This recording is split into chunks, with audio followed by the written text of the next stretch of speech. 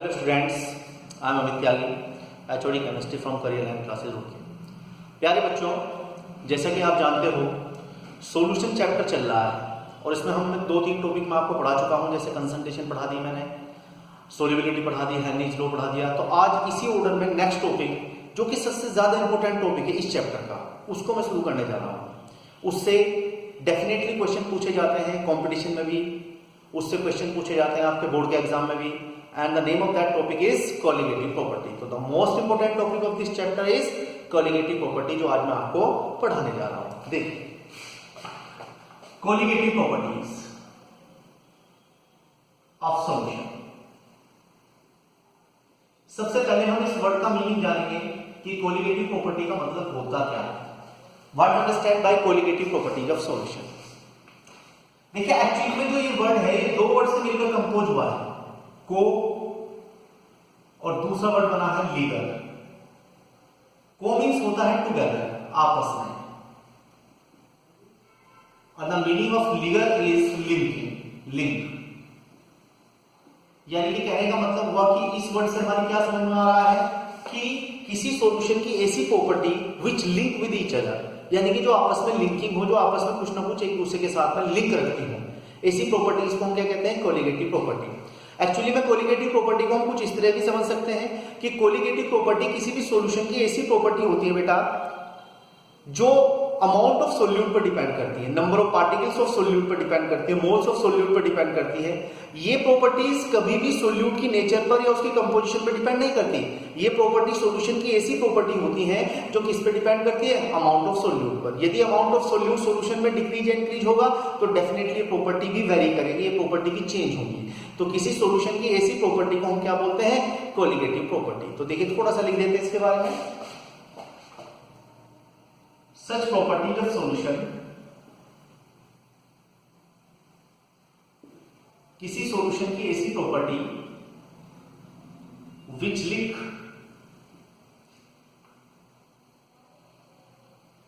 with each other, जो एक दूसरे से लिंक हो, and depend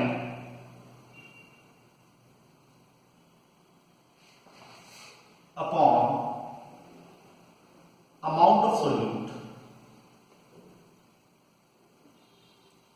and depend upon amount of solute, या आप कह सकते हो और नंबर ऑफ पार्टिकल्स। वो पार्टिकल्स मोल्स की टर्म में भी हो सकते हैं, वो पार्टिकल्स मॉलिक्यूल की टर्म में भी हो सकते हैं, वो पार्टिकल्स आयंस की टर्म में भी हो सकते हैं। Number of particles, moles, molecules, ions etc. of solute dissolve in solution, जो किसमें डिजोल्व हो, dissolve in solution, are known as colligative properties. किसी सॉल्यूशन की ऐसी प्रॉपर्टीज को हम क्या बोलते हैं, कोलिगेटिव प्रॉपर्टीज बोलते हैं। तो देखो, मैंने कोलिगेटिव प्रॉपर्टी के बारे में क्या बताया, किसी सॉल्यूशन की वो प्रॉपर्टी जो एक दूसरे से लिंक हो और जो किस पे डिपेंड करती है, जो अमाउंट ऑफ सोल्यूट पे डिपेंड करती है, यानी कि number of moles, number of particles and number of ions of solute which are dissolved into the solution. तो such properties of solution are known as the colligative properties. अच्छा, एक बात का आपको और ध्यान रखना है कि जो ये प्रॉपर्टी होती है जिनको हम कोलिगेटिव प्रॉपर्टी बोल रहे हैं सॉल्यूशन की, ये कभी भी सोल्यूट की नेचर पर डिपेंड नहीं करती है, ना उसकी कंपोजिशन पर डिपेंड करती है, ये केवल उसके अमाउंट पर डिपेंड करती है, उसके नंबर ऑफ पार्टिकल्स पर डिपेंड करती है। Number of particle decrease increase होंगे सॉल्यूशन में तो ये प्रॉपर्टी भी वेरी होंगी, ये भी प्रॉपर्टीज क्या होंगी, चेंज होंगी। अब इस तरह की 4 प्रॉपर्टी आपको पढ़नी है। सबसे पहली प्रॉपर्टी है first, relative logging in vapour pressure. सबसे पहली जो प्रॉपर्टी है जिसको मैं कोलिगेटिव प्रॉपर्टी बोल रहा हूं उसका नाम है relative logging in vapour pressure. दूसरी प्रॉपर्टी जो है that is elevation in boiling point, elevation in boiling point, right. तीसरी प्रॉपर्टी जो है बेटा वो है depression in freezing point, depression in freezing point. देखो, ये प्रॉपर्टीज बहुत इंपॉर्टेंट है, इन पे हर साल क्वेश्चन पूछा जाता है। और जो फोर्थ प्रॉपर्टी है यहां पर उसका नाम है ऑस्मोटिक प्रेशर। तो वन बाय वन करके हम एक प्रॉपर्टी आपको समझाते जाएंगे, उसके कॉन्सेप्ट आपको बताते जाएंगे और फिर किस तरह के क्वेश्चंस निकलते हैं, किस तरह के बोर्ड में क्वेश्चन पूछे जाते हैं, किस तरह के आईआईटी जेईई में क्वेश्चन पूछे जाते हैं, नीट में क्वेश्चन पूछे जाते हैं, वो सब हुआ उसके बाद में।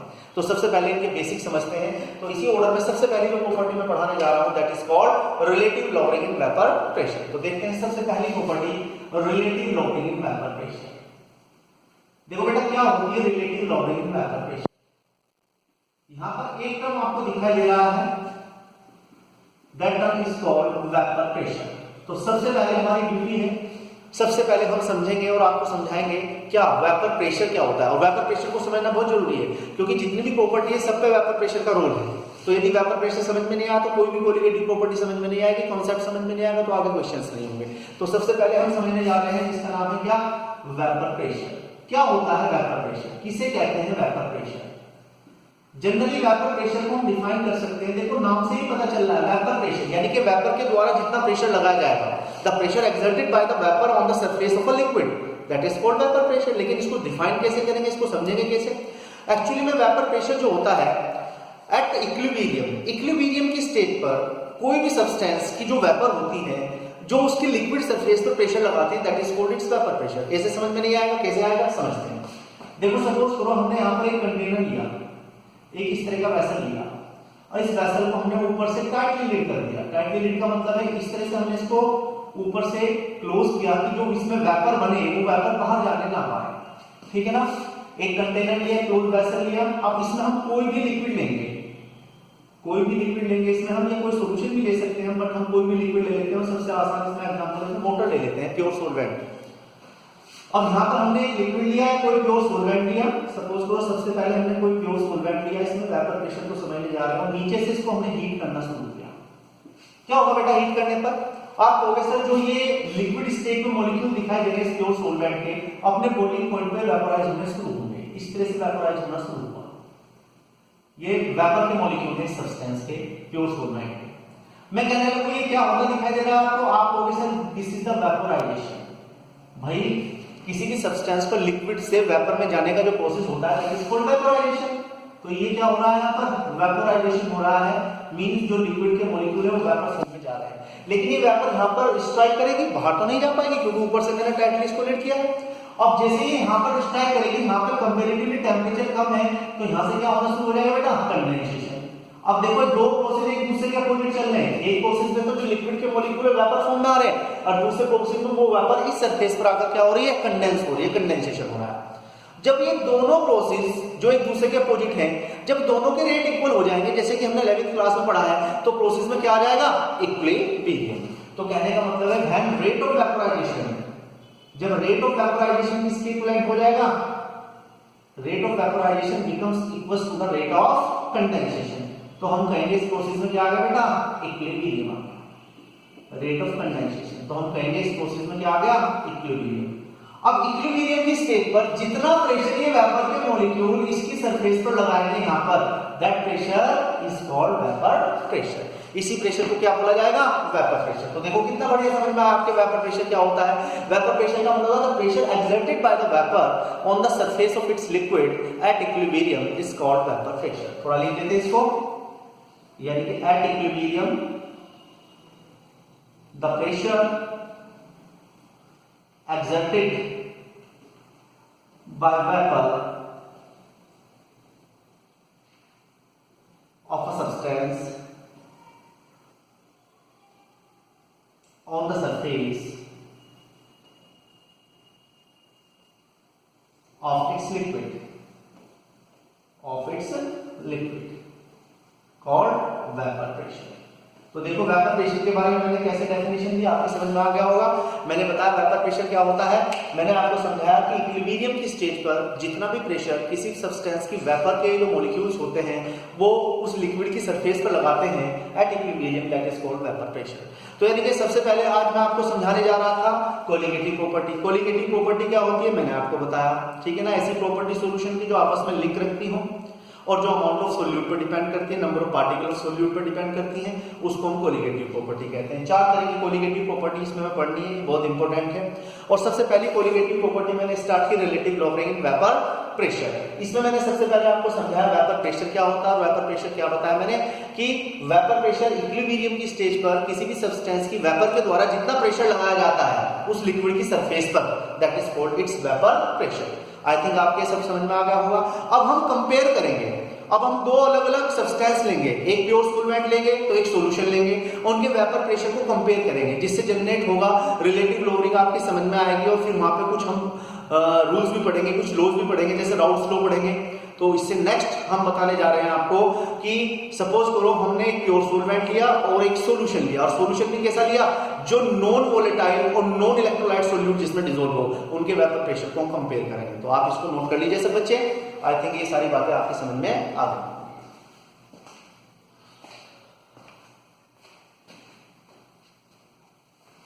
नेक्स्ट, अब सपोज करो हमारे पास में एक तो प्योर सॉल्वेंट है और दूसरा हमारे पास में सॉल्यूशन। हमने बोला आपको कि एक तो हमारे पास में क्या है, प्योर सब्सटेंस है, यानी कि कोई प्योर सॉल्वेंट है जैसे आप वाटर ले सकते हैं, और दूसरा हमारे पास में कोई सॉल्यूशन है। द पॉइंट इज नोटेड, लेकिन सॉल्यूशन इस तरह का सॉल्यूट इसमें डिसॉल्व है जो नॉन वोलेटाइल। अब कई बार स्टूडेंट यहां पे थोड़े कंफ्यूज होते हैं कि नॉन वोलेटाइल का मतलब क्या होता है sir, what is the meaning of non volatile. Non volatile का मीनिंग होता है जिसको वेपोराइज ना किया जा सके।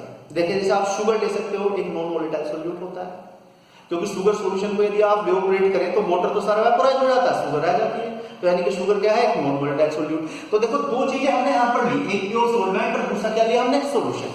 और we are comparing in both which vapour pressure is more than, जिसका वेपर प्रेशर ज्यादा है। दोबारा से फिर मैं थोड़ा सा इस तरह से डेमो देके आपको समझा देता हूं। सपोज करो फिर हमने एक क्लोज कंटेनर ले लिया, इस तरह का हमने क्लोज वेसल लिया और इसमें भर दिया हमने क्या, प्योर सॉल्वेंट। ये लीजिए, ये सॉल्यूशन है हमारे पास में, ये लीजिए।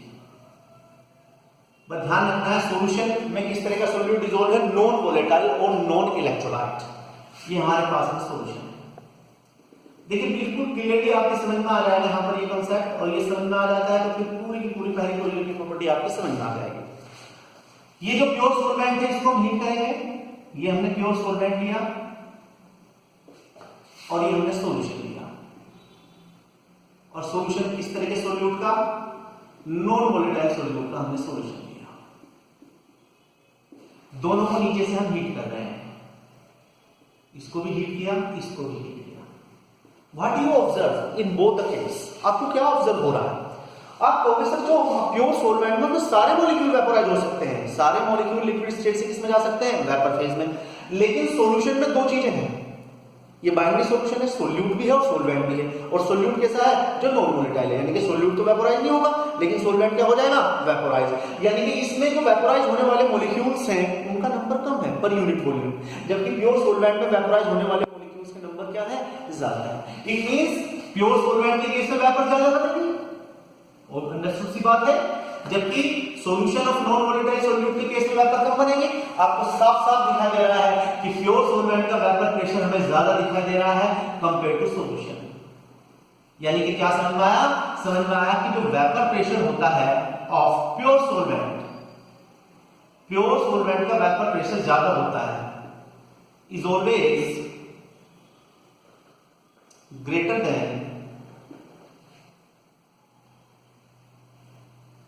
than that of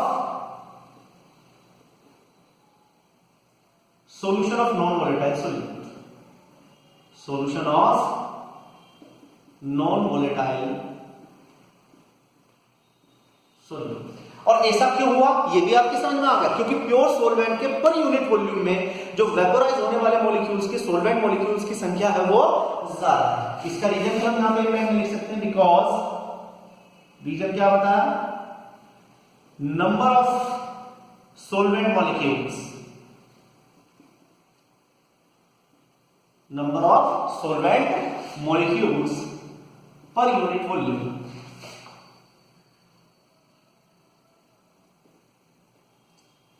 of pure solvent are higher than solution। तो बच्चों आपकी समझ में आया कि प्योर सॉल्वेंट और सॉल्यूशन में यदि हम कंपेयर करें कि किसका वेपर प्रेशर ज्यादा होगा, किसका वेपर प्रेशर कम होगा, तो देखो हमें साफ साफ दिखाई दे रहा है और साफ साफ हमें समझ में आ रहा है कि प्योर सॉल्वेंट का वेपर प्रेशर हमेशा सॉल्यूशन से ज्यादा होता है। सॉल्यूशन हमने कैसा लिया, जिसमें कोई नॉन वोलेटाइल और नॉन इलेक्ट्रोलाइट सॉल्यूट डिसॉल्व हो। ऐसा क्यों होता है, क्योंकि प्योर सॉल्वेंट में ज्यादा मॉलिक्यूल वेपोराइज होंगे, क्योंकि सारे मॉलिक्यूल वेपोराइज हो सकते हैं, जबकि सॉल्यूशन के केस में केवल सॉल्वेंट के मॉलिक्यूल वेपोराइज होंगे, सॉल्यूट के मॉलिक्यूल वेपोराइज नहीं होंगे। तो यानी कि सॉल्यूट जो नॉन वोलेटाइल सॉल्यूट का हमने सॉल्यूशन लिया, उसमें वेपोराइज होने वाले मॉलिक्यूल की संख्या कम है, इसी वजह से उसका वेपर प्रेशर कम है। ठीक है ना। अब देखो सपोज करो मैं कहने लगूं कि भाई मेरे पास में तीन चीजें हैं, एक मेरे पास में कोई प्योर सॉल्वेंट है, एक मैं कहने लगूं मेरे पास में डाइल्यूट सॉल्यूशन है। डाइल्यूट सॉल्यूशन का मतलब क्या होता है, कंपैरेटिवली जिसमें कम सॉल्यूट डिसॉल्व होता है, और एक मेरे पास में कंसंट्रेटेड सॉल्यूशन है।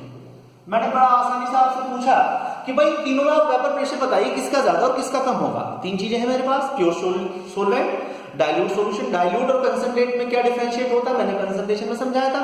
डाइल्यूट वो होता है जिसमें कंपैरेटिवली कम अमाउंट में सॉल्यूट डिसॉल्व होता है, और कंसंट्रेट वो होता है जिसमें कंपैरेटिवली ज्यादा अमाउंट में सॉल्यूट डिसॉल्व होता है। अब इनके वेपर प्रेशर को यदि मैं कंपेयर करूं तो मैं कैसे कंपेयर कर सकता हूं, किसका वेपर प्रेशर ज्यादा और किसका वेपर प्रेशर कम होगा।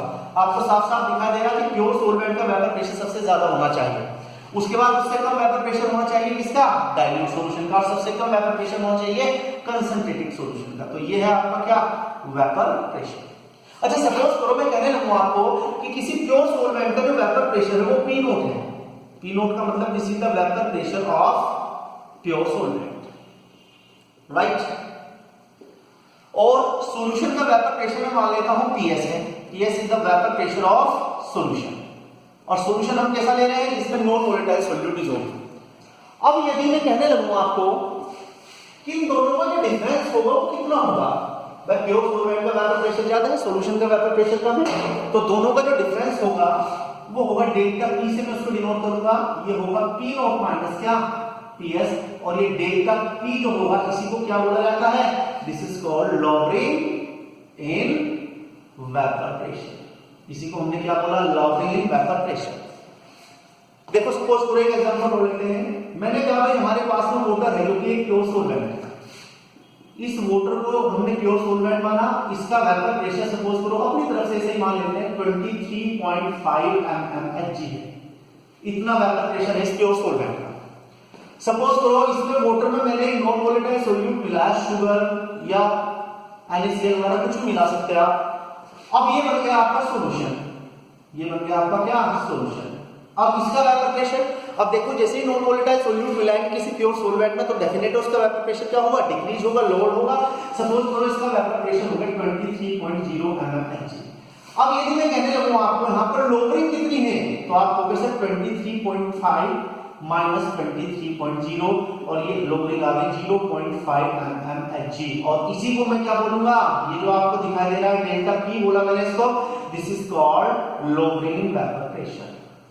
और ये लोअरिंग वेपर प्रेशर में जो आ रही है वो किसकी वजह से आ रही है, 100% सोल्यूट की वजह से आ रही है, जो मैं नॉन वोलेटाइल सोल्यूट उसमें डिसॉल्व कर रहा हूं। अब थोड़ा थोड़ा समझ में आ रहा है कि relative lowering in vapour pressure क्यों मैं कोलिगेटिव प्रॉपर्टी बोल रहा हूं, क्योंकि ये प्रॉपर्टी किस पे डिपेंड करेगी, अमाउंट ऑफ सोल्यूट पे डिपेंड करेगी। जैसे जैसे अमाउंट बढ़ता जाएगा सोल्यूट का तो डेफिनेट है लोअरिंग यानी कि जो वेपर प्रेशर है वो क्या होता जाएगा, डिक्रीज होता जाएगा, कम होता जाएगा। तो इसी से रिलेटेड एक साइंटिस्ट थे जिनका नाम था राउल्स, उन्होंने एक बहुत अच्छा लॉ दिया जिसको हम राउल्स लॉ के नाम से जानते हैं, और जिससे बहुत बार क्वेश्चन कंपटीशन में निकल चुका है, जेईई मेंस में, एडवांस में, और बोर्ड में भी क्वेश्चन बहुत बार पूछे जा चुके हैं। तो अब मैं आपको बताने जा रहा हूं क्या, Raoult's law for solid liquid solution, यानी कि राउल्स लॉ बताऊंगा ऐसे सॉल्यूशन के लिए जिसमें कोई नॉन वोलेटाइल सॉल्यूट। वैसे राउल्स के दो लॉ पढ़ेंगे हम, एक सॉलिड लिक्विड सॉल्यूशन के लिए और एक लिक्विड लिक्विड के लिए, लेकिन सबसे पहले मैं आपको कौन सा लॉ बताने जा रहा हूं, Raoult's law of solid liquid solution, यानी कि Raoult's law of the solution in which non volatile solute is dissolved. देखिए